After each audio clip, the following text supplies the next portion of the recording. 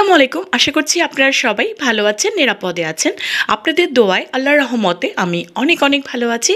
Thumbnail দেখেই বুঝতে পেরেছেন আজকে কিসের ভিডিও নিয়ে এসেছি।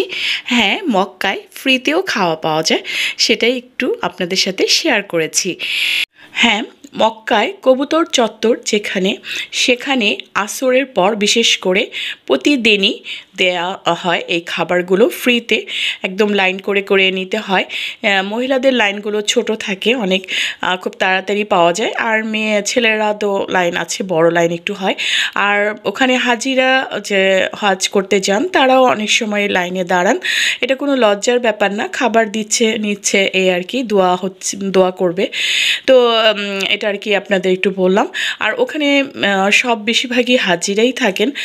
দেখা যায় গরিব ওরকম লোকজন কম আছে, তো হাজিরা ওখানে দাঁড়িয়ে নিয়ে নেয়। আর অনেক খাবার দেয়, মানে বিভিন্ন জায়গা থেকে বিভিন্ন লোক অনেকগুলো বক্স নিয়ে আসে, সবাই দিতে থাকে। আর ওটার সাথে খাবারের মধ্যে থাকে বিরিয়ানির মতো, আর সাথে একটা মুরগির পিস দেয়া হয়। আর এটাকে হাফসা বলে সম্ভবত, মানে আমি একটু ভুলও বলতে পারি, হাফসা নামে আর কি পরিচিত নাকি। তো এটা আর কি দেওয়া হয়, আর সাথে পানি দেওয়া হয়, জুস দেওয়া হয়, এক এক সময় এক এক রকম দেওয়া হয়। আর এশার নামাজের পরেও দেওয়া হয় মাঝে মধ্যে, তবে বেশিরভাগ আসরের সময় দেওয়া হয়।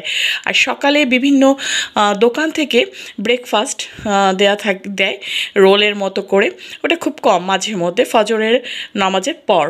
তো এই হচ্ছে আজকে আপনাদের সাথে একটু জানিয়ে দিলাম যে মক্কায় ফ্রিতেও খাওয়া পাওয়া যায়। আসলে আল্লাহর ঘরে যাচ্ছেন, আল্লাহই সব কিছু আপনাদের দেখবে, আল্লাহর মেহমান হয়ে যাচ্ছেন, সব ব্যবস্থা তো আল্লাহই করেন, তাই না?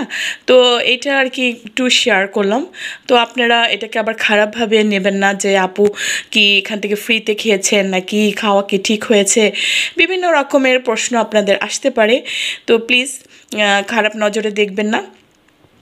এরকম যে সিস্টেমটা আছে, আমি সব রকমের ভিডিও করেছি, আপনাদের সাথে শেয়ার করেছি, তো এইটাও একটু শেয়ার করে দিলাম যে এরকম খাবারও পাওয়া যায় ফ্রিতে। তো আলহামদুলিল্লাহ। তো আজ এই পর্যন্তই। আপনারা সবাই ভালো থাকেন, নিরাপদে থাকেন, আমার ফ্যামিলির জন্য দোয়া করবেন।